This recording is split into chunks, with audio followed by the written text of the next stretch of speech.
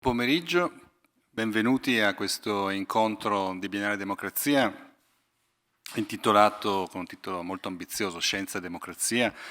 Due parole di presentazione dell'incontro e del nostro ospite. Io sono Juan Carlos De Martin, sono un docente al Politecnico di Torino, dove codirigo il centro Nexa su Internet e Società insieme a un collega giurista dell'Università di Torino, Marco Ricolfi, un centro che da ormai più di 10 anni studia la rivoluzione digitale in maniera interdisciplinare. Ed è proprio nelle attività di questo centro che abbiamo avuto il piacere e l'onore di conoscere il professor Jean-Claude Guédon, che vi presenterò tra un istante. Sempre come centro Nexa su Internet e Società collaboriamo dalla prima edizione di Biennale Democrazia, abbiamo curato dal 2009 sempre in tutte le edizioni alcuni incontri dedicati all'intersezione tra digitale e democrazia. E ne approfitto anche per dirvi però che da questa edizione è stato un passaggio importante perché da una collaborazione con tutto sommato un piccolo centro del Politecnico, Interateneo in realtà come vi dicevo, questa edizione vede la partecipazione dell'Ateneo nel quanto tale, del Politecnico in quanto tale come partner ufficiale di Biennale Democrazia, e quindi con questa nuova partnership abbiamo organizzato numerosi eventi, incluso anche per la prima volta nella nostra sede di Corso Duca degli Abruzzi. Bene, fatto questo preambolo, veniamo al tema dell'incontro e alla presentazione del nostro prestigioso ospite. Il tema dell'incontro, Scienza e Democrazia, è un tema molto ampio, ovviamente non potremo in questa sede trattare tutte le varie sfaccettature di un tema così importante. È un tema su cui è importante riflettere, discutere, ed è per quello che nel contesto di Biennale abbiamo voluto inserire questo incontro. Tra l'altro, incidentalmente, ne approfitto per segnalarvi il fatto che alcuni studiosi, tra cui Lucio Russo, di recente hanno aperto un sito molto interessante, anticitera.org, e proprio pochi giorni fa hanno pubblicato un interessante saggio proprio intitolato Scienza e Democrazia. Nell'incontro di oggi però ci concentriamo non sulla scienza e democrazia nel suo complesso, ma su un tema specifico, ovvero la questione della conoscenza e ancora più specificamente la questione della conoscenza scientifica. Come dicevamo nell'abstract, la conoscenza scientifica nasce generalmente ad opera di gruppi di esperti e si diffonde con strumenti tecnologici via via sempre più avanzati. Tuttavia, nel processo di produzione del sapere scientifico sono insite forme di potere che influenzano la sfera politica ed economica, a quali rischi si va incontro quando questo processo entra in contraddizione con i nostri valori, e cosa può fare la cosiddetta scienza aperta, tema di cui parlerà il professor Guédon, per porvi rimedio. I temi dunque che affronteremo in questa lezione sono temi che spaziano da chi possiede la conoscenza scientifica, chi può accedere alla conoscenza scientifica. Sorprendentemente nell'epoca di Internet la risposta non è tutti, soltanto qualcuno che può permetterselo può accedere alla conoscenza scientifica. Che cosa stiamo perdendo lasciando che la situazione che vi descriverà il professore perduri in questo modo? E qual è l'impatto sulla democrazia per il fatto che la conoscenza scientifica viene resa disponibile o non disponibile nelle modalità che sentirete? Bene, per non perdere tempo alla lezione, due parole di presentazione del professor Jean-Claude Guédon, che ha insegnato all'Università di Montréal, è autore di 3 libri e più di 170 articoli e ha tenuto centinaia di lezioni in tutto il mondo. Nel 1991 ha contribuito a fondare in Canada la prima rivista scientifica in rete, e quindi ha avuto l'esperienza diretta, concreta di cosa vuol dire all'inizio del web pubblicare online, e nel 1996 è stato uno dei 3 ad aggiudicarsi il Prix de la Francophonie Charles Delou, e tra i firmatari della Budapest Open Access Initiative, ed è stato vicepresidente della Canadian Federation for the Humanities and Social Sciences. Nel 2010, come vi dicevo, è garante del centro Nexa, ed è stato membro consultivo del REDALIC dal 2015, e nel 2019 è entrato a far parte del comitato scientifico di un importante progetto di Open Access, Open Edition. Dal 2008 fa parte del registro dei gruppi di esperti della Commissione europea, e tra il novembre 2017 e gennaio di quest'anno ha fatto parte del gruppo di esperti sul futuro delle pubblicazioni accademiche. E con grande piacere che do di nuovo il benvenuto a Torino. Il professor Guédon è già stato qui nella nostra città ed è un grande piacere per averlo di nuovo con noi nel contesto di Biennale. Prego, a te la parola.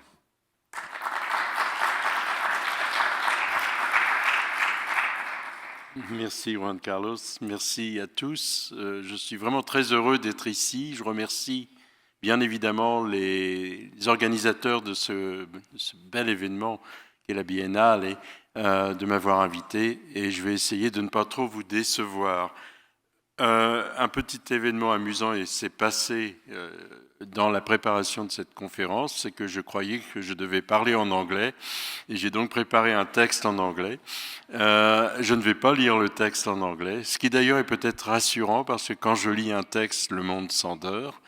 Je vais donc paraphraser le texte anglais dans mon meilleur français, et de cette façon-là, je vais aussi malheureusement perdre le gros avantage que j'ai quand je parle en anglais. Il paraît que j'ai un accent français très charmant. Alors, malheureusement, dans ce cas-ci, je vais me retrouver avec mon accent français en français. Bien, le but de cet petit exercice, c'est vraiment de voir un peu ce que veut dire la science ouverte. La science ouverte, qui est un texte qu'on utilise énormément ces jours-ci, ces années-ci, et qui pourtant demeure empreint d'une, je dirais, d'un flou assez peu utile pour comprendre ce que l'on peut faire avec. Ça devient plutôt une espèce de slogan politique très souvent, et on se demande exactement quel type de manipulation se situe derrière cette expression-là. Ce que je vais faire ce soir, c'est essayer de poser deux questions, et en prenant ensuite l'exemple de la publication scientifique et académique en général, arriver à une compréhension de ce qui se passe dans les modes de communication, dans la démocratie et dans la production des connaissances, et à partir de là, en conclusion, montrer qu'en fait, la science ouverte peut avoir deux sens très précis qui me semblent extrêmement importants, et pour la démocratie et pour la connaissance elle-même. Donc voilà en gros, si vous voulez, le plan général de ma présentation. C'est très ambitieux cette question de poser la démocratie dans la connaissance dans la démocratie, puis ensuite poser la question de la démocratie dans la connaissance. Un livre serait probablement nécessaire. J'ai quelques minutes, ce qui va me permettre de dire moins de bêtises. J'aurai moins de temps pour le faire. Là donc, la première chose à dire, c'est que la communication est au cœur de cette double interrogation, et que cette communication doit tout de suite se concevoir dans un sens très élargi. La communication n'est pas simplement un engagement de deux individus isolés qui décident de se parler ensemble. C'est nécessaire, mais c'est loin d'être suffisant. Il faut également que la communication soit réglée par des normes, des protocoles, et se situe dans un contexte qui permette la communication de façon à pouvoir fonctionner pleinement. On n'est jamais dans un système complètement libre et autonome et, je dirais, situé quelque part à mi-altitude avec la communication. Il faut ce genre de contexte. Et ce que nous allons voir, c'est que le contexte de la communication qui accompagne et les phénomènes et les processus de la démocratie et les phénomènes et les processus de la production de la connaissance sont absolument essentiels pour comprendre comment ces deux sphères d'activité humaine peuvent être perverties, transformées et même, à la limite, manipulées de terribles manières. Et nous savons tous actuellement que ce genre de manipulation, ce genre de travail sur la communication entre des individus qui essayent de jouer des rôles soit de démocrates, soit de chercheurs et scientifiques, à quel point ces questions-là actuellement nous agitent. On va revenir très souvent dans ce texte sur des allusions à ce que l'on appelle aux États-Unis les fake news, les alternative facts, qui est vraiment le terme le plus étonnant que l'on puisse imaginer dans ce contexte. Donc, on va aussi voir que dans le cas de la science, il y a eu une profonde transformation de la communication entre chercheurs et entre scientifiques, et que c'est cette profonde transformation qui permet de mieux comprendre le phénomène qui est en train de s'accentuer actuellement et qui menace, parce que c'est ça en fait l'enjeu de ce texte, qui menace l'intégrité de la science l'importance de pouvoir produire de la connaissance et pouvoir régler nos vies et nos organisations sociales, techniques, scientifiques et même culturelles, bien sûr, autour d'une base solide que nous pouvons accepter comme une base commune. Alors, tournons-nous d'abord sur la question de la connaissance dans la démocratie. La question d'un rôle de la connaissance dans la démocratie est bien connue et même banale. Je ne vais pas m'étendre très très longtemps là-dessus. On sait qu'en fait, il y a dans la démocratie une notion très très importante qui permet de remettre en question et d'enrichir la notion que la démocratie repose sur des individus. Plus que des individus, la démocratie repose sur des citoyens. Et des citoyens sont des individus avec ce que l'on pourrait appeler un accompagnement de rationalité éduquée. Les gens ont un certain niveau de compréhension et de connaissance acquis par l'éducation et ils utilisent leur rationalité une fois qu'elle a été nourrie par cette éducation. Donc, les citoyens ne sont pas seulement et ne sont pas que des individus. Ils ont un problème en fait extrêmement important à résoudre. Les individus ont des points de vue, des hypothèses, des perceptions sur le monde qui sont individuelles, qui sont spécifiques, qui sont complètement fragmentées, à la limite atomisées au niveau des individus. Mais il faut passer à un niveau supérieur pour que la société marche. Et la notion de citoyen permet de penser aux mécanismes qui vont de l'individu à un groupe général, une société, une collectivité. Donc la connaissance dont chaque individu bénéficie par son éducation, son intelligence, ses ressources, doit se confronter à celle d'autres individus pour en fait arriver à un moment donné à s'élaborer d'une manière ou d'une autre par le moyen d'une connaissance plus collective. Et c'est par ce processus-là que des mécanismes se mettent en place où on va petit à petit, en quelque sorte, cristalliser et ordonner les groupes humains qui font partie d'un collectif. C'est comme ça que donc des représentants ou des délégués, il y a différentes versions dans la démocratie, vont pouvoir surgir et certains types de débats vont pouvoir commencer à se passer de manière, je dirais, cristallisée à ce niveau de représentants ou de délégués qui, en fait, met en ordre, mais en même temps, évidemment, contraint toutes les perceptions, tous les points de vue, toutes les perspectives de tous les individus. Le citoyen se situe à la charnière de ces deux systèmes, de ces deux niveaux, pardon. Voilà, donc ça c'est le passage absolument important qu'il faut nous garder en tête, mais il faut ajouter maintenant un élément essentiel dans tout ça. Comment se fait réellement, jour par jour, ce passage de l'individu et de son isolement relatif par rapport à d'autres individus à ce passage plus collectif et plus organisé, plus structuré de partis, de groupes, de pression, de toutes sortes d'éléments collectifs qui vont essayer d'influencer la mise en place de décisions également collectives. Et c'est là que, bon, très, très banalement, c'est pour ça que je ne vais pas m'attacher là-dessus très longuement, la presse apparaît, et la presse dans son sens le plus élargi, depuis les premiers placards qui apparaissaient au début de Gutenberg, jusque maintenant toutes les formes électroniques et même numériques de la communication qui se sont développées ces derniers siècles et surtout en particulier ces dernières décennies et qui conduisent à un panorama de communication entre citoyens et entre individus qui n'a jamais existé auparavant.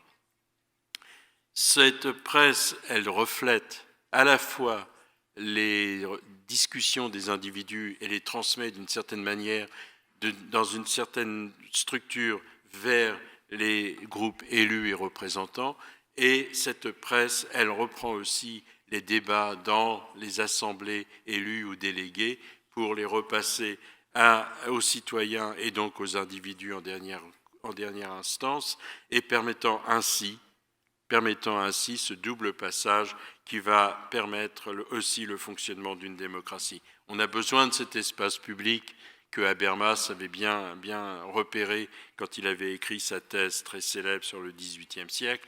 Et c'est ce qui fait que la communication dans la démocratie est un élément aussi important de cette démocratie. C'est pour ça qu'on parle souvent de la presse comme un pouvoir, aux côtés des 3 pouvoirs traditionnels des gouvernements.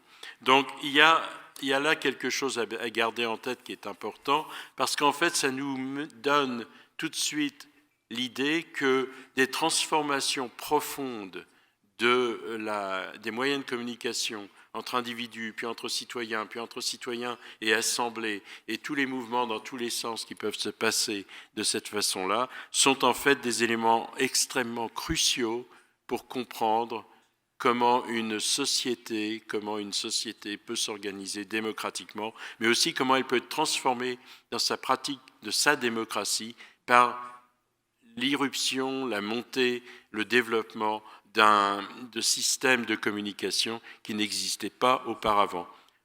Une allusion très rapide, une digression très simple, pensez simplement au débat actuel sur le rôle que Facebook peut jouer dans la vie politique de nos sociétés. C'est devenu un débat presque banal lui aussi, mais qui montre bien que de nouveaux moyens de communication entre individus commencent à créer des dynamiques de pensée, amène également à la constitution de nouvelles formations de groupes qui, en fait, sont en train d'entraîner des conséquences encore mal comprises sur nos sociétés.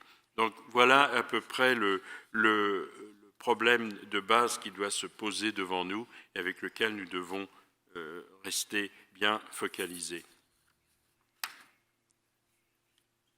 Alors, évidemment, dans une perspective de ce genre, on voit très vite que ce mouvement de communication, c'est son sens, son autonomie, son intégrité, sa façon de pouvoir ou non bien refléter ce qui importe aux individus ou ce qui importe aux assemblées et faire dialoguer l'un avec l'autre à travers la notion de citoyen.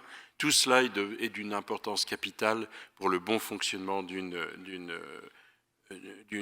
démocratie.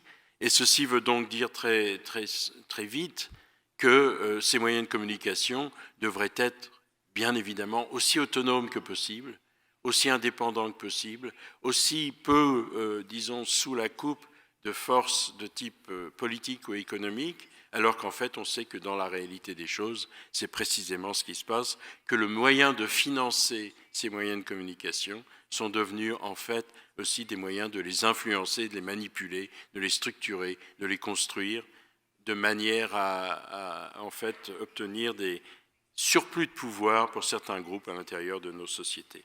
Donc, cette question de l'intégrité de la communication, qui se manifeste directement dans nos sociétés démocratiques, va être le problème que nous allons reposer à travers le monde scientifique, parce que là où on peut s'attendre à ce qu'une presse quotidienne, des journaux, des revues, des périodiques et tout ça, la radio, financée par la publicité et ainsi de suite, soit effectivement extrêmement vulnérable à toutes sortes de manipulations, on pourrait par contraste dire, oui, mais au moins dans la science, on peut vous montrer là quelque chose qui a l'air de fonctionner correctement.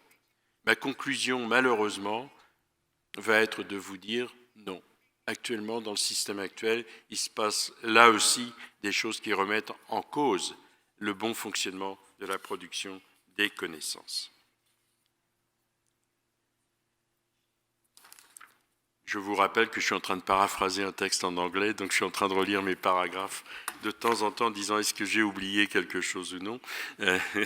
Au bout du compte, j'arriverai, je pense, à retomber sur mes pieds. Passons à la deuxième étape, qui est l'étape donc plus importante, qui est celle de qu'est-ce que c'est le rôle de la démocratie dans la production des connaissances? Qu'est-ce qui se passe là? Est-ce qu'il y a quelque chose là qui a du sens? Et c'est beaucoup moins visible, moins connu que le premier problème. Le premier problème est un problème, je dirais, politique quasi quotidien. Le deuxième problème a été soulevé en philosophie, sociologie des sciences, en histoire des sciences aussi, mais c'est moins connu et c'est moins développé. Malgré tout, il y a des éléments extrêmement importants qui ont été mis en place, en particulier, je dirais, dès la fin des années 30 du siècle dernier et surtout pendant la Deuxième Guerre mondiale, par Robert Merton, le sociologue qui est finalement travaillé à l'université Columbia à New York. Et il n'est pas du tout inintéressant de voir comment Merton a abordé tout ça. On peut le faire très facilement, et c'est un thème que beaucoup d'entre vous devez déjà connaître, à travers ce que l'on appelle les 4 normes de Merton, qui sont sa manière de décrire comment fonctionne une collectivité de type scientifique. Vous vous souvenez certainement que dans ces normes, il y a d'abord l'universalisme, qui tout bêtement dit n'importe qui a l'envie, les moyens et les connaissances pour le faire, peut faire de la science. La science n'est pas affaire d'ethnie, de secte, de philosophie. C'est un phénomène qui relève et qui renvoie à tous les êtres humains dans la mesure où ils veulent se lancer dans l'activité scientifique. Il y a une norme qui est intéressante parce qu'elle donne justement un moyen de penser l'autonomie et l'intégrité de la science. C'est qu'on ne travaille pas directement pour l'argent. Bien sûr, les scientifiques sont payés, ont des salaires, ça va sans dire. Mais le scientifique, ce qu'il cherche en premier, pour mieux obtenir un meilleur salaire ou un meilleur poste et ainsi de suite, ça va être d'abord d'obtenir une certaine reconnaissance dans son monde de scientifique. Et cette distinction entre la recherche de notoriété, reconnaissance, autorité, prestige, visibilité, tous ces termes qui peuvent en fait affecter le comportement des scientifiques, sont interprétés par Merton comme étant le signe de ce qu'il appelle en anglais « disinterestedness ». Ces gens ne sont pas intéressés au sens d'être intéressés par l'argent, ils sont intéressés par ce que le sociologue français Bourdieu aurait appelé le capital symbolique. La troisième norme est une norme qui commence vraiment à spécifier le monde de la connaissance, des sciences en particulier, mais de tout le monde de la recherche en général. C'est ce que, pendant la Deuxième Guerre mondiale, ce que Merton appelait, à l'époque c'était l'alliance avec l'Union soviétique, on pouvait parler de communisme sans se faire attaquer, mais évidemment après l'arrivée de McCarthy, après la Seconde Guerre mondiale, il avait prudemment changé le nom communism en communalism, de façon à ne pas se faire attaquer pour déviation de gauche, j'imagine, ou quelque chose de ce genre. Donc, mais le communisme ou communalisme de Merton, c'est ce moment très très intéressant qui fait que le scientifique comprend. C'est le moment du citoyen dans la démocratie, c'est le moment où l'individu scientifique ou chercheur comprend que pour être reconnu comme individu chercheur ou scientifique, il doit faire passer sa contribution à travers un collectif qui va lui rendre, après jugement, une sorte de récompense, de visibilité, de notoriété, d'autorité. C'est en donnant que l'on reçoit. C'est en étant ouvert aux autres que l'on va pouvoir bénéficier de tout le capital symbolique que l'on est en train d'essayer de produire. Alors, on pourrait dire que jusque-là, en fait, les 3 premières normes pourraient s'appliquer à beaucoup de choses. Beaucoup d'églises pourraient se définir avec ces 3 normes. Un groupe politique pourrait en faire autant. Et on peut voir que des groupes humains peuvent s'organiser de façon collective en utilisant ces 3 normes. C'est la 4e qui vraiment, à mon avis, rend le monde de la recherche, le monde de la production de la connaissance, la noblesse aussi de la production de la connaissance, tellement différente de tout ce qui se fait par ailleurs. Pourquoi ? Parce qu'elle repose sur ce que Merton appelle le scepticisme organisé. Alors, organiser un groupe sur le scepticisme, ça peut paraître complètement paradoxal. Lorsqu'on est sceptique, en général, on n'est pas très engagé à l'égard de la pensée des autres, donc ça pose déjà un problème de cohésion. Et puis, si on est sceptique, on va probablement se lancer dans une polémique, ou dans une attaque, ou dans une critique, et le résultat ne va pas être de nouveau une façon de construire et développer un groupe. Mais la notion de scepticisme organisé chez Merton, en fait, permet de le faire pour une raison absolument remarquable, c'est que quelqu'un arrive avec une prétention sur la réalité, c'est ça ce que fait un chercheur. Je pense que le réel peut être expliqué de telle et telle manière. Je peux parler du réel de telle et telle manière, et grâce à ça, je vais pouvoir faire des prédictions que je vais pouvoir d'avance énoncer, et ensuite, on va pouvoir vérifier si ma prédiction marche ou non. Et tant que je continuerai à faire des prédictions qui marchent, je peux continuer à dire que ma façon de parler de la réalité est la meilleure façon possible de parler de la réalité. Et là arrive son adversaire, qui fait partie du groupe, et qui ne s'attaque pas à l'individu, en principe en tout cas, comme individu, mais qui dit cette pensée que vous indiquez là a ces éléments-là qui sont bons, mais il manque ceci, vous avez raté cela, et on peut faire mieux en réécrivant ce que vous avez écrit d'une autre manière pour faire un deuxième travail sur ce même élément de réalité, pour arriver finalement à ce qu'on pourrait appeler un progrès scientifique, en tout cas une évolution scientifique. Et donc ce travail de critique constante et cette organisation de la critique, curieusement, contribue à stabiliser des situations qui se présentent et qui se démarrent de façon polémique, et ces situations se ferment et la stabilité se met en place pendant un certain temps, et on peut construire là-dessus pendant un certain temps. Toute connaissance scientifique est temporaire, elle est faite là pour un certain temps, mais pendant qu'elle est stabilisée, on peut travailler avec jusqu'au moment où, justement, à force de tenter de la détruire, on va arriver à un nouvel énoncé.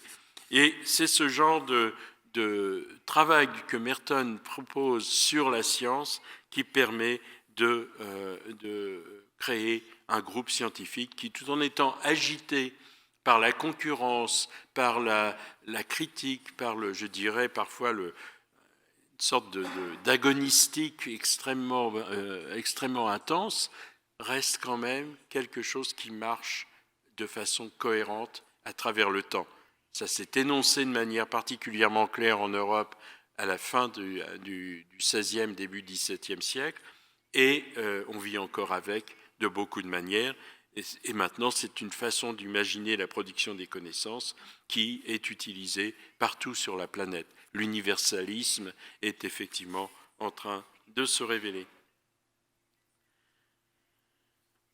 Et vous avez remarqué qu'à chaque fois, il y a des individus qui interviennent, comme en démocratie, mais ces individus ne peuvent se faire valoir qu'en étant, en quelque sorte, pris en charge par un groupe qui va dire, bon, cette prétention sur la réalité a du sens, et cette prétention sur la critique du texte qui veut s'adresser à la réalité a également un sens. Et donc il y a une espèce de débat constant qui pourrait être en quelque sorte un équivalent dans la connaissance d'une sorte de parlement informel qui fonctionne régulièrement pour élaborer ce qui est utile, qui peut être récupéré, relancé, retravaillé, et ainsi de suite.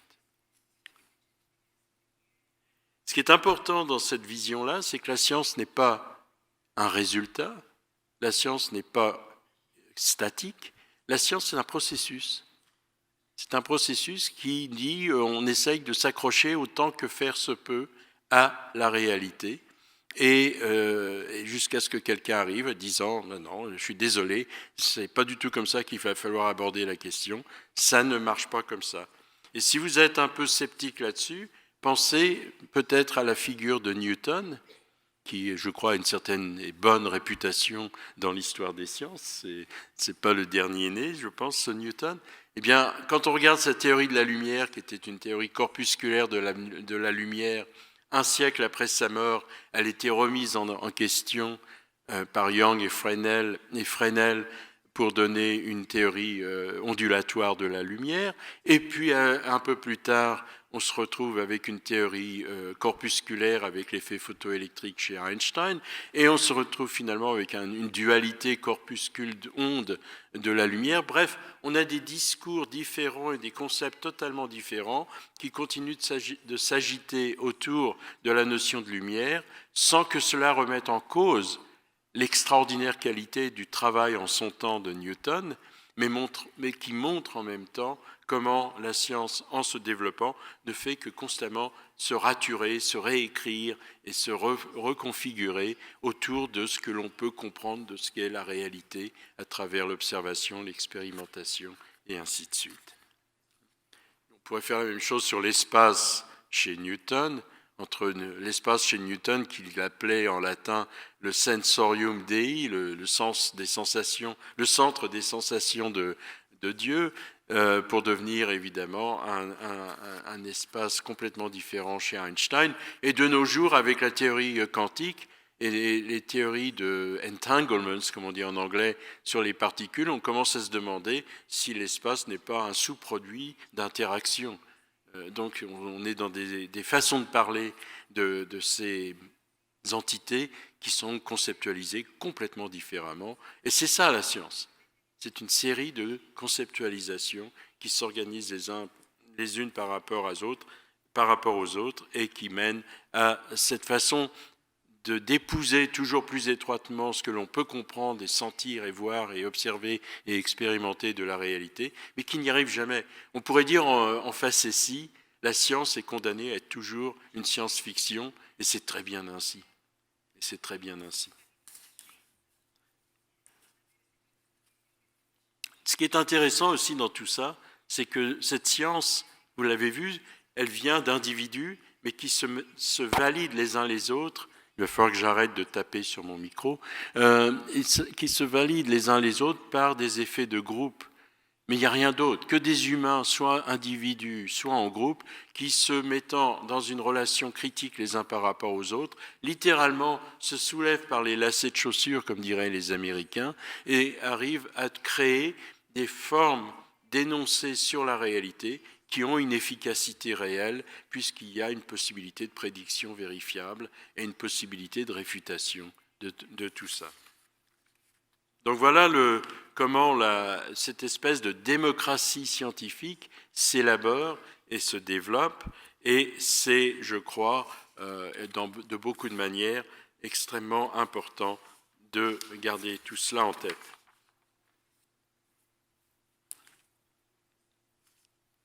Donc, j'ai terminé cette deuxième section sur la connaissance dans la science, et maintenant on va arriver évidemment au point crucial qui est, mais dans la science il y a des phénomènes de communication, dans la science il y a des perturbations dans ces phénomènes de communication, comment est-ce qu'ils se sont transformés et qu'est-ce que ça veut dire pour la validité et la qualité de la production des connaissances.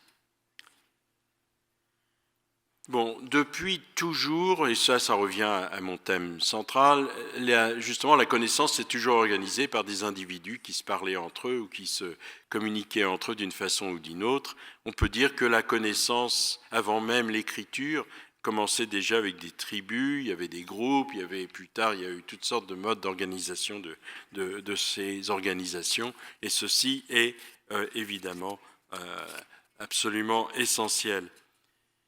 Mais en fait, la question qui se pose là est en fait une question à la fois très très compliquée et très simple. C'est, étant donné chacun d'entre nous avec notre propre cerveau, avec nos propres perspectives et avec nos propres visions du monde, comment est-ce qu'on arrive à additionner deux cerveaux ensemble? Comment est-ce qu'on arrive à mettre deux individus ensemble de façon à ce qu'à deux, ils fassent plus que ce que chacun pourrait faire séparément? Ça, c'est, je crois, la question qui est au cœur de la production de la connaissance en général, et que notre mode d'organisation de la production scientifique, de la connaissance scientifique, a commencé, pas terminé, mais commencé à résoudre. Donc, je vais aller rapidement sur les étapes. Quand les gens ont commencé à parler, ça a dû aider beaucoup à la transmission des connaissances, ça se va sans doute. On peut même dire que c'est probablement par ce genre de motivation que la façon l'oralité a pu se développer. L'écriture a été quelque chose d'absolument gigantesque là-dedans. Pourquoi ? Parce que l'écriture, non seulement elle permet la communication, mais en même temps, elle conduit à pouvoir dépasser le temps et l'espace. Vous pouvez porter quelque chose d'écrit jusqu'aux confins de la planète.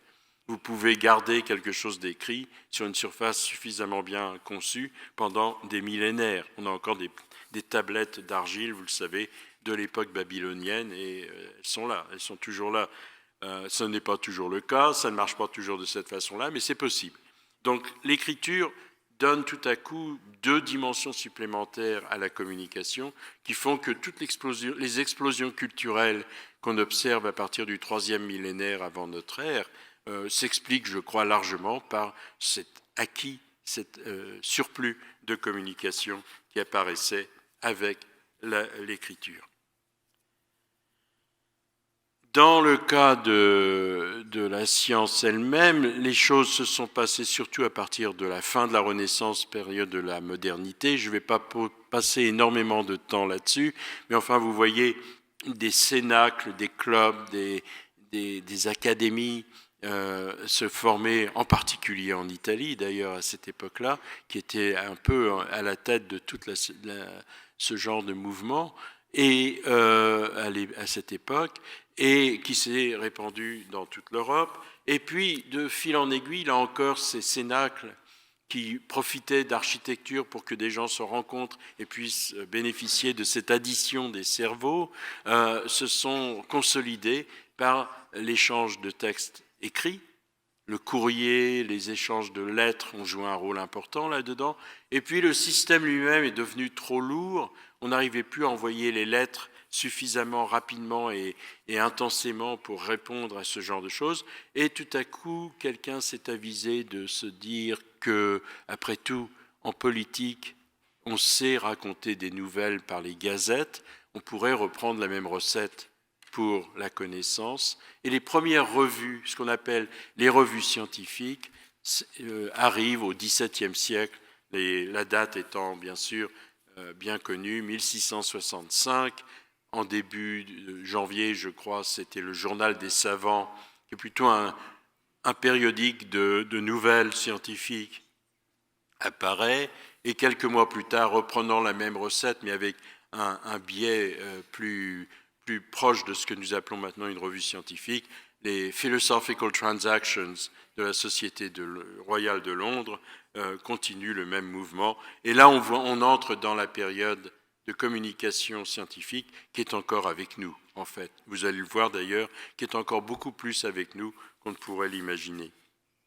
Donc les revues commencent à se multiplier, et on pourrait dire assez rapidement que entre le XVIIe siècle et le début du XXe siècle, les revues scientifiques se sont développées, bien sûr, se sont enrichies, ont pris des rôles plus précis, se sont professionnalisées, ce que vous voulez. Les protocoles de publication ont pris de plus en plus d'importance et de rigueur dans toute cette période-là, mais l'essence profonde des revues, et en particulier du type de revue qui était la revue anglaise des Philosophical Transactions, est devenue le modèle pour un grand nombre de revues scientifiques dans toute l'Europe.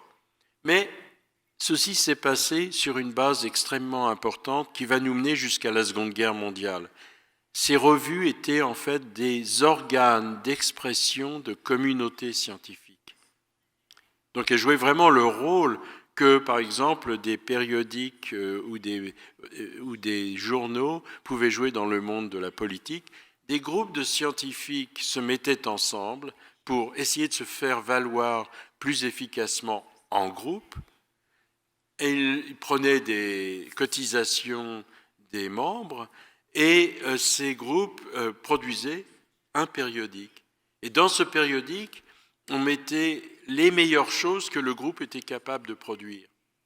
Et ces groupes se reliaient à d'autres groupes dans d'autres pays, car en fait, la plupart de ces groupes étaient régionaux ou nationaux, mais dépassaient très rarement le niveau d'un seul pays. Ces groupes, en fait, commençaient à prendre contact avec des groupes analogues dans d'autres régions de l'Europe et commençaient, en fait, à échanger leurs revues scientifiques les uns avec les autres. Si bien qu'en choisissant le meilleur de ce que le groupe faisait et en l'échangeant avec le meilleur de ce que d'autres groupes faisaient, des académies, des sociétés savantes, et ainsi de suite, ces groupes pouvaient se constituer des fonds documentaires de recherche scientifique qui devenaient significatifs, qui devenaient importants et qui permettaient de mener une science sur une base transnationale et avec disons, les moyens essentiels pour comprendre où était le front de la recherche à un moment donné, dans un secteur donné, qui étaient les bons acteurs dans ce domaine et où est-ce qu'il fallait lire les choses pour se tenir raisonnablement à jour de ce qui se passait dans la recherche autour de ces questions. Moyens d'expression de groupe, communauté bien établie derrière, échange entre groupes qui forment ensemble une sorte de réseau de groupes, repérage des individus importants et des points de recherche importants par un effort de discussion qui est à la fois en réseau mais aussi collectif. Et on a là une espèce de système de représentation et de délégation des pouvoirs de production de la recherche qui ressemble énormément à ce qu'une structure démocratique pourrait tenter de faire pour d'autres domaines de l'activité humaine. Voilà, je crois, un point important à souligner et qui va rester dominant jusqu'à la Seconde Guerre mondiale. Les sociétés savantes ont maintenu largement la domination des revues savantes jusqu'à cette époque-là et, comme vous le voyez, ces revues étaient en fait financées par les cotisations que les chercheurs payaient pour être membres d'une société et ensuite cette information circulait. Elle circulait tellement bien, cette information, que quand, par exemple, des sociétés savantes produisaient des articles dans des langues moins connues, moins familières, les grandes langues européennes de la science au XVIIIe, XIXe siècle, bien sûr, étaient l'allemand, l'anglais, le français, encore un peu le latin, mais il y avait aussi d'autres pays qui produisaient, parfois dans des langues moins connues, le suédois, le russe, l'italien était pour certains domaines très central, pour d'autres plus marginal. Et quand ces revues de sociétés savantes de différents pays produisaient des articles qui commençaient à être repérés par d'autres savants, des revues d'autres pays prenaient ces articles, les traduisaient et les publiaient dans leurs propres revues. Et la réaction de la revue d'origine n'était pas immédiatement de hurler à, disons, une attaque contre le droit d'auteur. C'était pas ça le but du tout. Au contraire, notre auteur, Mendeleïev, est un bel exemple de ça. Mendeleïev en Russie est repris par les revues chimiques allemandes. C'est un plus pour notre chimie et pour Mendeleïev et pour notre société, parce que l'Allemagne est un pays important en chimie, et en produisant les meilleurs articles de Mendeleïev en traduction allemande, on assure une meilleure diffusion de ces hypothèses et de ces travaux. Donc vous voyez qu'il y avait un esprit où la revue ne sentait pas qu'elle devait posséder les articles. Elle était en fait, la revue, une plateforme de diffusion de travaux de façon à pouvoir les passer à travers tout le système de recherche. Et je crois que ça, c'est aussi quelque chose d'extrêmement important à garder en tête, puisque, comme vous le savez, de nos jours, ce n'est plus le cas. Maintenant, les articles sont bien cadrés par des systèmes de copyright, de droit d'auteur, et on doit vivre avec ça constamment. Donc, voilà la situation qui se développe jusqu'à la Seconde Guerre mondiale. Mais après la Seconde Guerre mondiale, vous avez une transformation extraordinaire de la communication dans la recherche et en sciences en général. Elle devient extraordinaire, cette communication, parce que la science est devenue un élément géostratégique extrêmement crucial et un grand nombre de pays commencent à injecter des fonds dont on n'avait jamais entendu parler avant dans la recherche scientifique. C'est particulièrement le cas, bien sûr, aux États-Unis qui veulent contrer les possibilités de défis militaires et industriels de la part de l'Union soviétique. Alors si par exemple, quand on voit ce phénomène se développer, on voit aussi que les sociétés savantes n'arrivent plus à produire assez pour répondre aux besoins des scientifiques. Et c'est là que les entreprises commerciales sont entrées dans le système de la production de revues savantes à une grande échelle et sur une base complètement nouvelle, complètement différente de ce que ça avait été jusque-là. Comment ont-ils fait ? Prenons l'exemple de Robert Maxwell, qui a lancé les Pergamon Press après la Seconde Guerre mondiale. Voyons un peu le genre de coups qu'il avançait. Pensez à une partie d'échecs où on fait un coup comme ci, un coup comme ça pour essayer de battre l'adversaire. Quels ont été les coups essentiels de Maxwell? Eh bien, les sociétés savantes sont des sociétés nationales, généralement, même régionales. On va répondre par la création de revues internationales. Le marché le plus vaste possible, vos idées seront exposées dans le monde entier, venez chez nous, vous serez mieux diffusés par nos revues. Pour la question de l'évaluation de la recherche, là, ça se faisait dans les sociétés savantes un peu à la bonne franquette, comme on dirait un peu familièrement en français. Ça donnait des résultats où le copinage, disons les influences pouvaient jouer, mais enfin il y avait une espèce de communauté réelle, vivante, qui justifiait ce genre de comportement. Mais face à ça, Maxwell intervient en disant « Nous allons créer un système très rigoureux d'évaluation par les pairs, de façon à ce qu'il n'y ait plus ce genre de biais implicite, de manque de transparence et de problèmes avec l'évaluation des articles soumis à nos revues. » Donc vous avez une réforme du peer review, comme on dit, de l'évaluation par les pairs. Et puis, on fait aussi, les sociétés savantes demandaient énormément de suppléments pour pouvoir publier les articles, précisément parce qu'il manquait de ressources, et donc ils faisaient payer pour les illustrations, les nombres supplémentaires de pages, et ainsi de suite. Les nouveaux joueurs dans ce domaine-là, les commerciaux, disent non, c'est pas grave, envoyez-nous vos articles, nous les publierons généralement, quel que soit le nombre de clichés ou de dessins, etc., que vous nous proposez. On nous feront payer les bibliothèques pour ça. Ce sont elles qui, finalement, vont pouvoir assurer tout ce système-là en achetant gentiment nos revues. Et puis, avec le Science Citation Index qui apparaît, il va falloir vraiment que j'arrête de taper sur ce micro,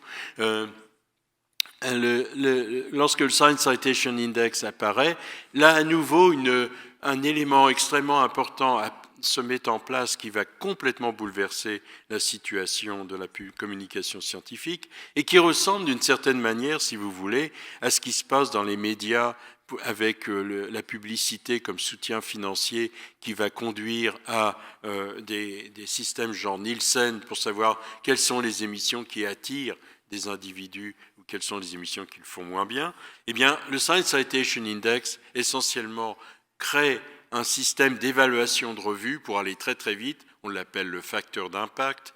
Je ne vais pas m'étendre sur le facteur d'impact, mais ce système d'évaluation des revues va consister à dire nous pouvons maintenant donner un nombre qui va permettre de savoir la visibilité citationnelle de cette revue par rapport à un ensemble bien choisi de revues, et ce nombre, on va l'associer à quelque forme de... Alors là, on tombe dans le flou. C'est une quelque forme de... On dit rapidement la qualité, mais ce n'est pas la qualité. En fait, c'est la visibilité, c'est le prestige, c'est l'autorité peut-être de la revue qui se met en place à ce moment-là. Mais ce nombre permet de faire des classements de revues, et de là vient un système très très précis, pas du tout juste, mais très précis d'évaluation du rang des revues qui vient s'organiser autour de ce système de citation et qui va s'étendre des revues aux individus, les chercheurs, aux institutions, les universités, les centres de recherche, et même par agrégation à des pays entiers. Si bien que la revue, qui était un mode d'expression, un organe d'expression d'une communauté de recherche s'adressant à des communautés équivalentes de recherche ailleurs, cette revue devient, je dirais, la monnaie fondamentale d'évaluation de toute la recherche à tous les niveaux, de l'individu jusqu'au pays entier. Et en même temps, ce système crée un contexte de compétition extrêmement intense qui va devenir en fait le mode dominant de gestion des chercheurs, des laboratoires, des universités et finalement de la concurrence entre pays. On entend parler à la Commission européenne de la nécessité de mettre la science dans un certain niveau d'efficacité pour permettre de créer en fait une compétitivité européenne contre les États-Unis, la Chine et d'autres régions du monde. C'est le système dominant, on gère tout par la concurrence et la concurrence est mesurée par un indice citationnel qui est en fait fondamentalement le facteur d'impact. Donc vous êtes évalué à partir de là, non plus par ce que vous publiez, mais par là où vous publiez, dans quelle revue vous publiez, qu'est-ce qui se passe dans ces revues. Alors ceci va créer une série de distorsions que je vais analyser rapidement pour vous montrer à quel point ce système de communication dans la production des connaissances est en fait très très délétère, extrêmement négatif. Regardons un peu ça. Quand vous êtes éditeur d'une revue qui doit se situer dans un classement, cette revue doit choisir les soumissions des articles en fonction d'une évaluation de ce que ces articles peuvent apporter comme citation à la revue. Ça ne va pas être un système de citation, un système d'évaluation de la qualité de l'article qui va jouer premièrement, mais c'est surtout est-ce que cet article est censé apporter des citations à la revue. Or, le nombre de citations que vous recevez pour un article peut être lié à la qualité de votre article, bien sûr, mais c'est peut-être beaucoup plus directement lié au nombre de gens qui œuvrent dans le même secteur que vous. Si bien que si vous lancez quelque chose de très original et assez peu connu dans le domaine scientifique à un moment donné, et c'est comme ça que la science innove, eh bien, ceci va être retardé, freiné, parce que la revue va dire « oui, mais si on prend quelqu'un qui travaille sur ce genre de sujet, personne ne s'intéresse à ça actuellement, personne ne va citer ça, et donc notre revue va en souffrir. » Donc vous voyez le genre de biais que cela crée. Et puis, une fois qu'on a bien mis en place un système de citation comme étant la cible de la revue, eh bien, on va essayer d'inciter les auteurs à introduire des citations qui sont importantes, soit pour la revue elle-même, ou quand c'est l'éditeur ou la maison d'édition qui travaille par-dessus, pour l'ensemble des revues que cette maison d'édition contrôle. Et donc on trouve des lettres de temps en temps de grands éditeurs envoyées à des auteurs disant il serait bon que vous citiez aussi quelques articles venant de telle et telle revue que nous publions également de façon à faire grimper le facteur d'impact. Qu'est-ce que ça a à voir avec la qualité de la science, ceci ? Rien, absolument rien. En plus, ce genre de préoccupation, d'obsession pour les citations conduit à un résultat extrêmement perturbant. Björn Bröms en Allemagne a commencé à regarder très clairement ce qui se passe entre le niveau des facteurs d'impact de grandes revues, pensez au The New England Journal of Medicine, par exemple, qui a un facteur d'impact de plus de 70, ce qui est énorme, et puis regardez un peu le nombre de rétractions qui se passent dans ces revues et le prix de ces revues. Et vous pouvez commencer à faire une corrélation assez amusante où vous pouvez montrer qu'en payant plus cher pour une revue, vous vous assurez d'un nombre plus grand d'articles rétractés par cette revue, ce qui est un peu paradoxal, pour ne pas dire contre-productif. Et puis, il y a un autre problème aussi du point de vue des organismes qui financent la recherche. Un organisme qui finance la recherche, c'est un organisme qui a derrière lui une politique scientifique, devant lui un programme de recherche répondant à la politique scientifique venant d'un ministère, par exemple, et puis ensuite, des individus, des équipes viennent proposer des projets de recherche qui répondent au programme de recherche. Jusqu'ici, très bien. Mais comment est-ce qu'on va évaluer les équipes qui vont être retenues ? Eh bien, en regardant où ils ont publié. Donc, on a déjà une sélection qui est un peu faussée. Et puis ensuite, quand les gens font leur travail après avoir été sélectionnés, ces gens vont penser à où publier, puisque c'est ça qui va compter pour leur évaluation. Et là, ils vont commencer à examiner comment adapter leurs recherches, les résultats de leurs recherches, à ce qu'une revue veut bien accepter, en commençant à glisser hors du champ de la politique scientifique et du programme de recherche proposé en arrière-plan du financement qu'ils ont reçu. Donc vous avez à partir de ce moment-là une espèce de divergence qui s'établit graduellement entre les chercheurs et leurs résultats, et ce que les organismes de recherche cherchaient à obtenir pour leur programme de recherche, et cette divergence, évidemment, ne sert pas très très bien les organismes de financement de la recherche.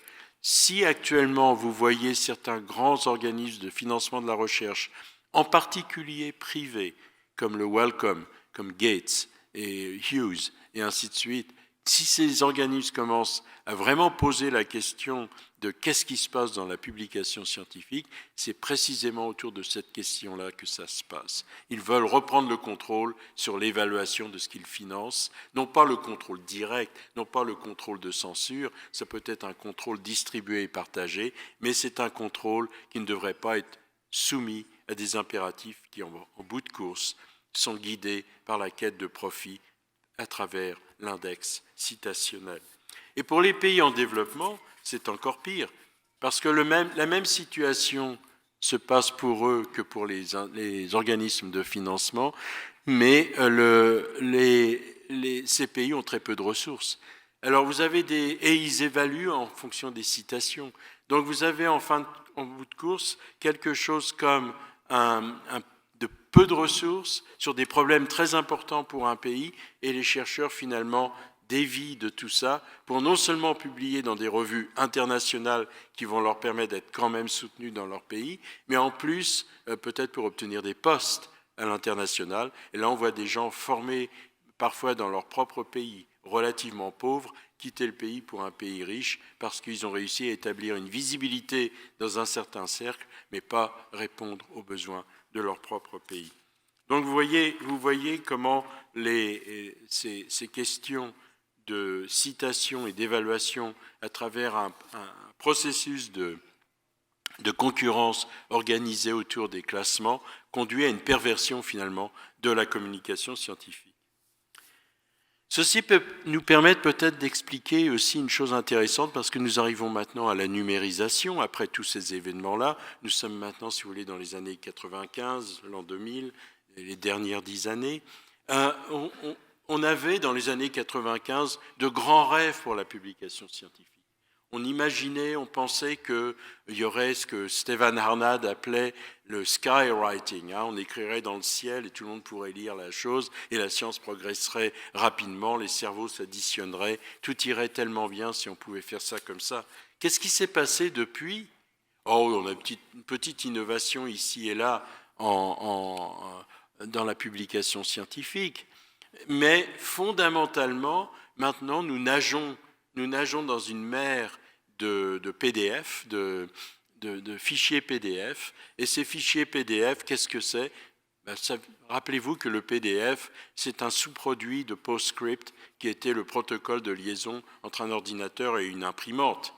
Donc depuis 30 ans, nous restons coincés dans un protocole de production de papier dans le monde numérique, parce que tout le monde est resté avec quoi ? Eh bien justement, avec ce qu'il ne faut pas toucher, parce que ça va détruire le plan d'affaires de grandes compagnies commerciales. On est resté avec une vision très particulière de la revue savante, telle qu'elle s'est élaborée après la Seconde Guerre mondiale, et que je viens d'essayer de vous décrire depuis quelques minutes. Donc vous êtes dans un paradoxe aussi, que ce système,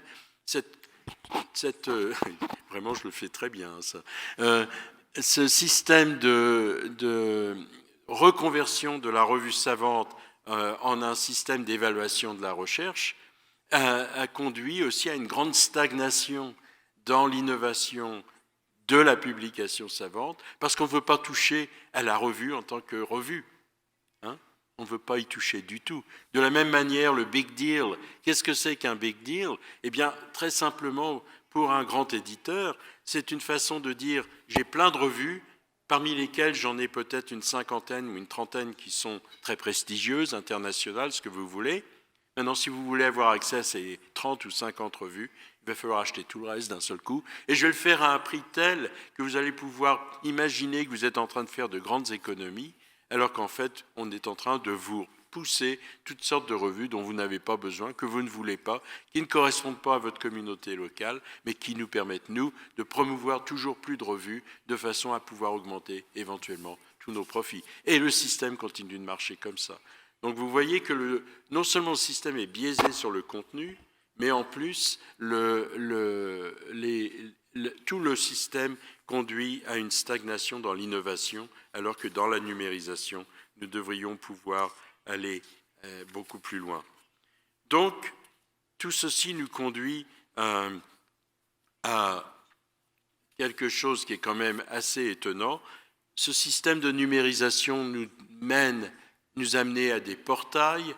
Les portails se sont transformés en plateformes. Qu'est-ce que c'est qu'une plateforme ? Bien, c'est un portail qui est enrichi par des algorithmes. Que font ces algorithmes ? 3 choses, fondamentalement. Ils gèrent les rapports entre les documents sur la plateforme, ils gèrent les rapports entre les individus et les documents, et ils gèrent finalement les rapports entre individus.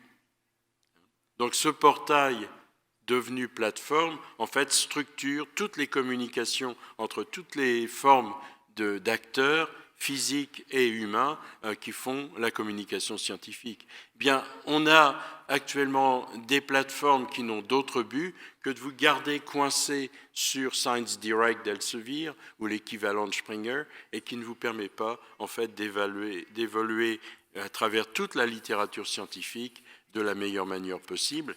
En fait, la meilleure plateforme pour faire des sciences, c'est peut-être cette plateforme que je ne devrais peut-être pas nommer ici, mais qui s'appelle Science Hub, et qui est, elle, vraiment une plateforme générale, universelle, alors que toutes les autres ne sont que pour le moment, des moyens particuliers de créer des silos de connaissances liés à des grandes compagnies commerciales.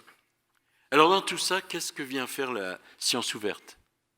Bien, la science ouverte, me semble-t-il, est en train de poser 2 problèmes très très fondamentaux qui vont nous ramener à la question de la connaissance dans la démocratie et de la démocratie dans la connaissance. La science ouverte, je crois, elle agit à 2 niveaux. Et si on couvre bien ces 2 niveaux-là, je crois qu'on a couvert l'essentiel de la science ouverte. La première dimension de la science ouverte, c'est ce qu'on pourrait appeler le positionnement de la connaissance dans une société. Avec le système actuel de revues très compétitives, avec des taux de rejet importants comme signe de qualité et ainsi de suite, on a en fait créé une sorte de société à 2 étages, ceux qui connaissent la science et ceux qui ne la connaissent pas. Et tout le système de la connaissance est tel que la seule façon pour les scientifiques de parler au reste de la population ou de la population de parler aux scientifiques, c'est par le biais, dans le premier cas, de la vulgarisation, qui est en fait, ce n'est pas vraiment de la science, et dans l'autre sens, c'est extrêmement difficile. Les citoyens qui payent pour la science la découvrent qu'ils ne peuvent pas parler aux scientifiques très facilement dans la plupart des cas. Ça, c'est un problème.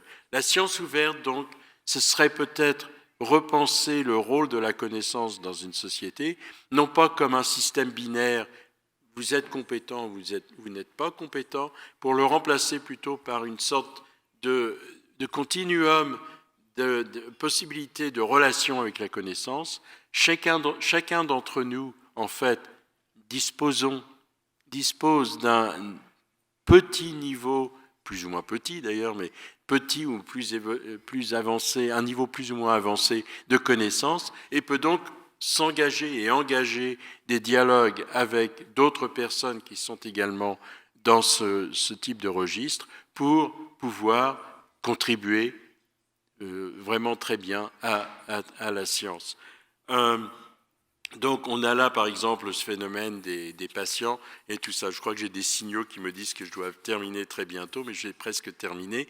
Et puis le deuxième élément de la science ouverte, c'est que il y a toutes sortes d'éléments dans le processus de la production de la science qui permettent maintenant d'imaginer que ce soit fait de façon beaucoup plus ouverte, beaucoup plus transparente, beaucoup plus en lien avec l'insertion d'une petite conversation particulière sur un sujet très particulier à l'intérieur de la grande conversation scientifique qui caractérise la science.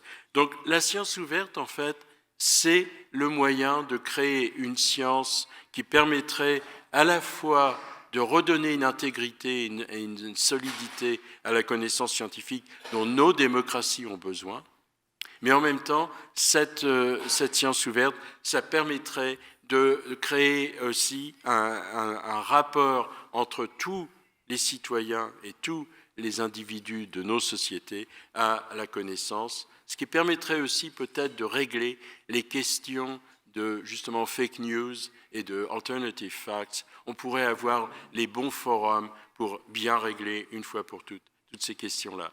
Et donc, en conclusion, très rapidement, l'étude de la communication scientifique non seulement nous éclaire sur l'étude de la communication démocratique, mais elle nous montre aussi qu'elle est absolument essentielle si cette communication démocratique, en fin de compte, doit pouvoir fonctionner justement et correctement. Merci beaucoup.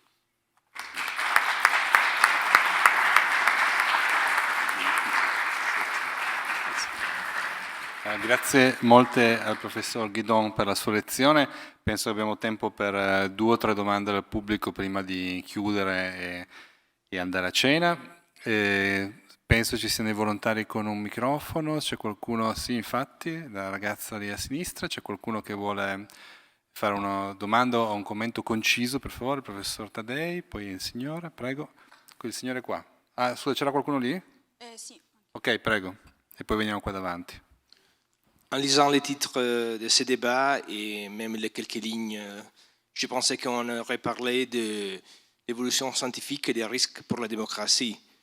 Il y a une belle pièce, Copenhagen, qui c'est un dialogue entre Bohr et Heisenberg sur le fait que si un scientifique doit s'arrêter quand il y a des découvertes qui posent des risques à la démocratie, comme la bombe atomique, ou maintenant la toile, qui c'est totalement contrôlée en Chine, et donc renforce une forte pouvoir central par rapport au pouvoir démocratique. La chance doit s'arrêter s'il pose des problèmes à la démocratie ou doit continuer ses études et ses évolutions.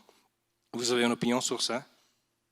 Oui, tout à fait. En fait, je pense que c'est un beau problème à poser à la science ouverte. Si le positionnement de la connaissance scientifique se fait non pas dans une sorte d'isolement d'une élite scientifique d'un côté, d'une population qui essaye de vivre avec, et puis ensuite un pouvoir qui essaye de gérer tout ça, on tombe dans le type de problème que vous venez de soulever. Mais si la science est vraiment intégrée dans le tissu social où les gens peuvent intervenir à beaucoup de niveaux, un vrai débat qu'on pourrait appeler démocratique peut commencer à prendre place en complément du débat purement scientifique. C'est-à-dire, au lieu de traiter les deux de manière complètement dissociée, on pourrait commencer à imaginer comment les deux peuvent se rejoindre et se discuter réellement. Le problème qui se pose actuellement, c'est que beaucoup de scientifiques, s'appuyant sur le fait qu'ils sont dans une sorte de tribu un peu isolée qui a ses privilèges et ainsi de suite, disent au reste de la population, laissez-nous faire. Nous trouverons les bonnes solutions.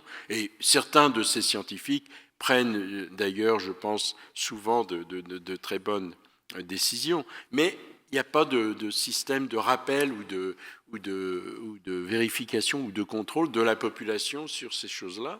Et on n'a pas de très très bons mécanismes encore pour ce genre de situation-là. Mais c'est extrêmement important de le faire si on ne veut pas rapidement sombrer dans des situations où on va avoir une petite élite se comportant un peu comme le clergé d'une église qui donne la bonne interprétation des textes.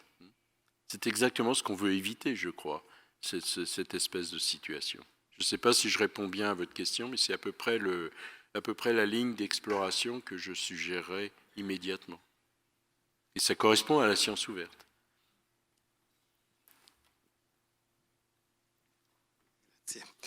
La mia domanda fa riferimento, diciamo, all'approccio open access,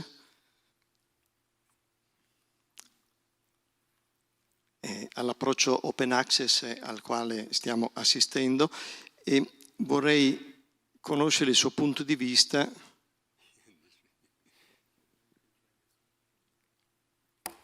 Excusez-moi, mais j'ai l'impression qu'il y a un problème technique.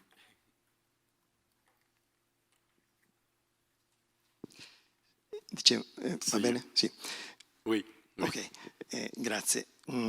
Sarei curioso di conoscere, innanzitutto grazie per l'interessantissima lezione, il suo punto di vista sul contributo che può dare l'attuale approccio open access nelle pubblicazioni scientifiche diciamo, a questo paradigma di scienza aperta, tenendo conto che comunque diciamo, è un metodo che al di là del nome è comunque sempre gestito dalle case editrici che costituiscono alla fine dei monopoli importanti della diffusione della conoscenza.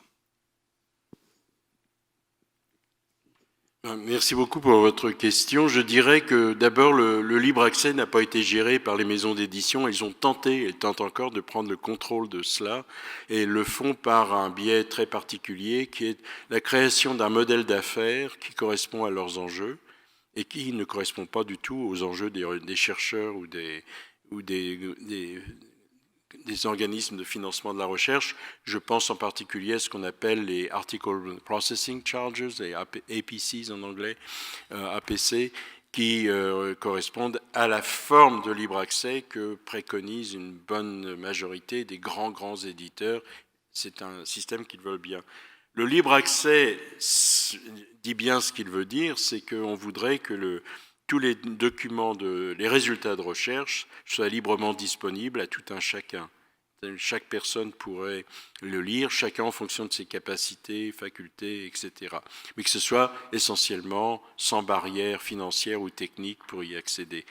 La science ouverte va plus loin.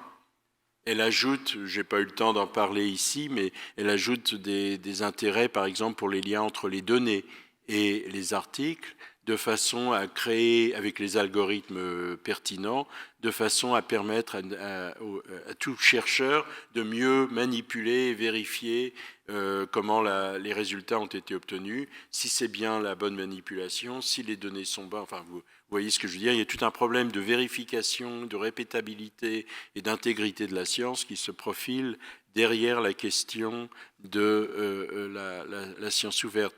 Mais la science ouverte aussi, c'est ce projet démocratique de donner à la science un statut de connaissance qui soit plus simplement celui d'une élite isolée du reste de la société, mais bien intégrée dans la société. Donc, par exemple, qui pourrait développer des activités de recherche qui pourraient se distribuer à travers la population dans les domaines où cela peut se concevoir. On a vu des travaux faits par des simples individus, mais bien coordonnés, donnant des résultats tout à fait intéressants sur des questions aussi ésotériques que certains problèmes de comètes et autres en astronomie, ou des problèmes de géologie, ou des problèmes de pollution, et ainsi de suite. Donc l'accès ouvert, ou l'accès libre, ça dépend comment on le dit en français, il y a une petite controverse en français sur ces deux termes, c'est en fait, si vous voulez, la condition nécessaire, le préalable, la condition de possibilité d'une science ouverte, mais ce n'en est pas nécessairement la condition suffisante. Et si c'est mal pris en main par les grands éditeurs, s'ils arrivent à faire un modèle de plan d'affaires, par exemple sur les APCs, on va tomber sur un système, comme le disait d'ailleurs notre collègue Björn Brems, encore une fois, pour le citer une deuxième fois, va conduire à un système de publication scientifique qui sera même pire que celui qu'on a connu avec les abonnements. Donc il faut faire très attention à la forme que va prendre le libre accès et bien penser au libre accès comme étant une condition de possibilité de quelque chose de beaucoup plus riche et beaucoup plus important finalement, qui est la science ouverte. Enfin, c'est comme ça que je comprends les choses en tout cas. Ok, credo ci fosse qualcuno qui su davanti a destra. Signore, poi anche dietro e poi chiudiamo. Ok. Grazie per la Grazie per la bellissima lezione. Sono Francesco Baronadesi dell'Università del Piemonte Orientale. Sono d'accordo con lei sul fatto che l'open science sia fondamentale, oltre che la comunicazione tramite, diciamo, gli articoli, possiamo dire, e la comunicazione e la condivisione dei dati, soprattutto in alcuni ambiti scientifici, che è fondamentale. Però questo in pratica è molto difficile per motivi di, possiamo chiamarli, possesso dei dati, nel senso che alcune volte produrre questi dati può essere estremamente costoso e quindi chi li ha prodotti poi non vuole necessariamente condividerli, e anche per grossi problemi di privacy, penso soprattutto all'ambito biomedico nel quale io lavoro, che soprattutto ora con la nuova regolamentazione europea non si sa bene esattamente cosa si potrà fare e cosa non si potrà fare. Allora volevo sapere da lei se lei in qualche modo aveva un'idea su quali potrebbero essere, ovviamente questi sono problemi molto complessi, ma se in qualche modo aveva un'idea su quali poteva essere una direzione che poteva aiutare a facilitare la vera condivisione dei dati, che diventa, come ha detto lei, fondamentale per poi rendere la scienza riproducibile.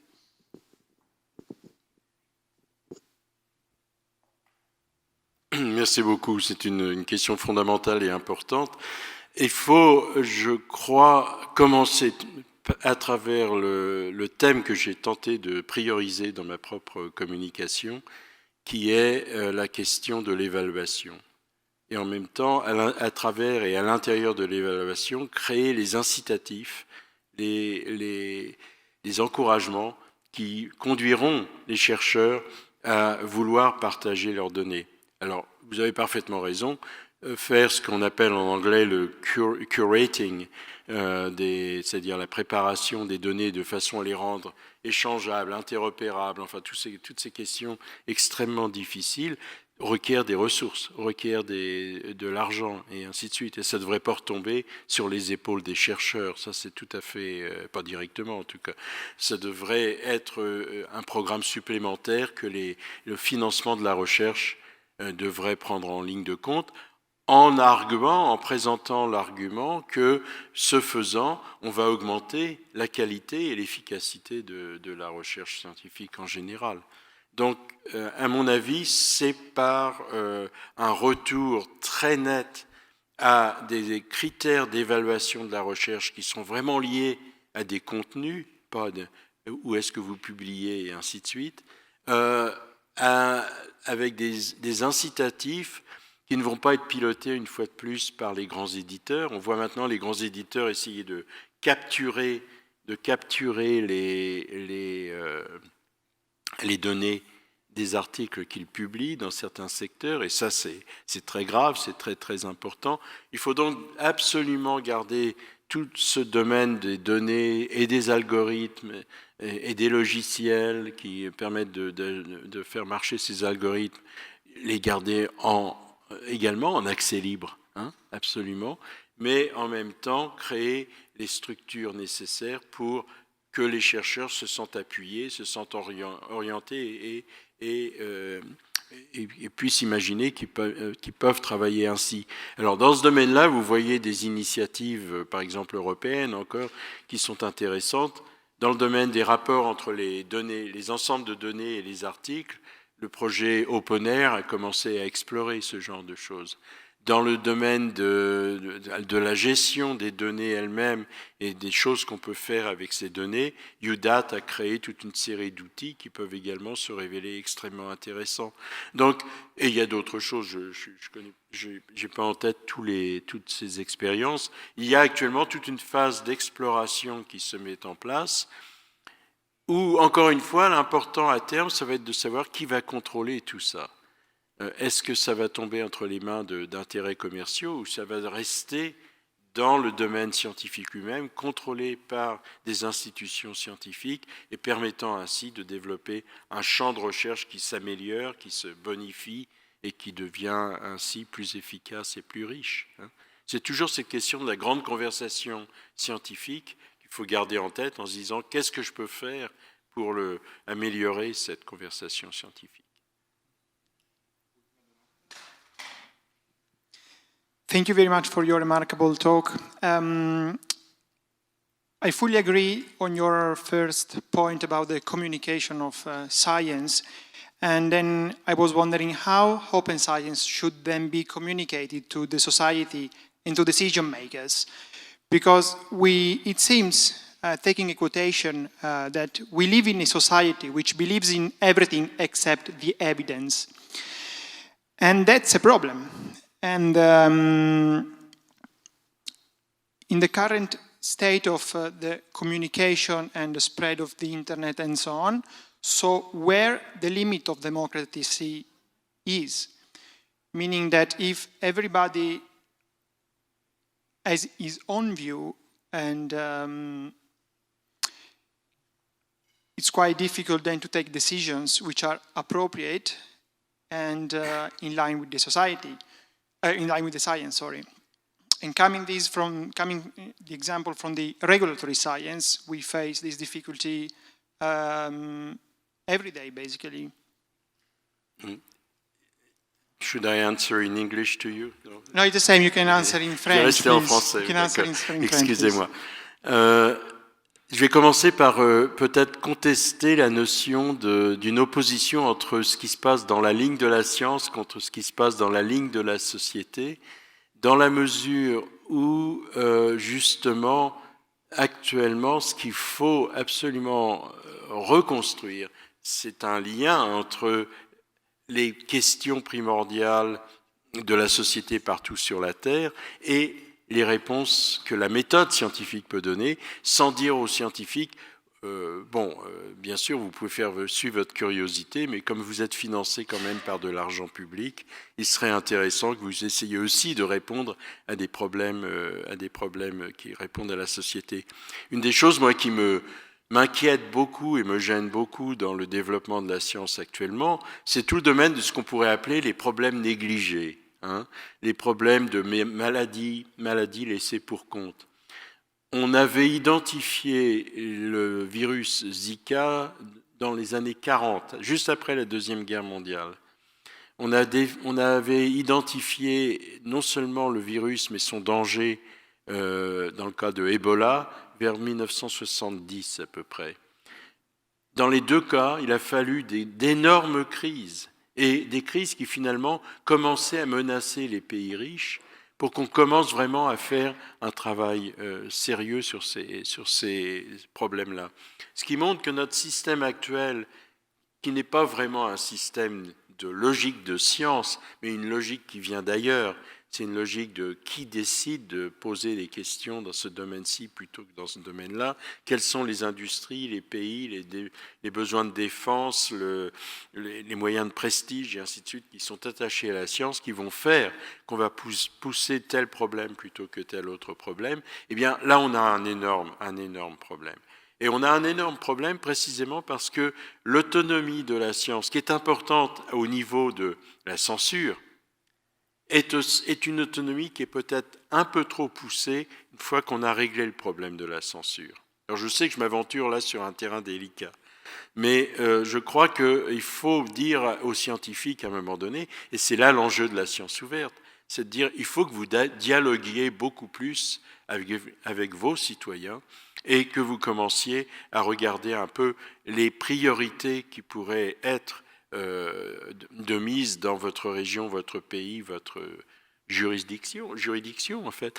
Et sachant que vous êtes financé par des fonds souvent publics, répondre à ce genre de choses. Alors je pousserais moi très fort pour des moyens de communication plus efficaces, plus poussés, plus riches entre la société, c'est-à-dire nous tous, y compris les scientifiques d'ailleurs, car un scientifique en dehors de sa spécialité est un citoyen et un individu et pas grand-chose de plus, et les spécialistes scientifiques de différents domaines.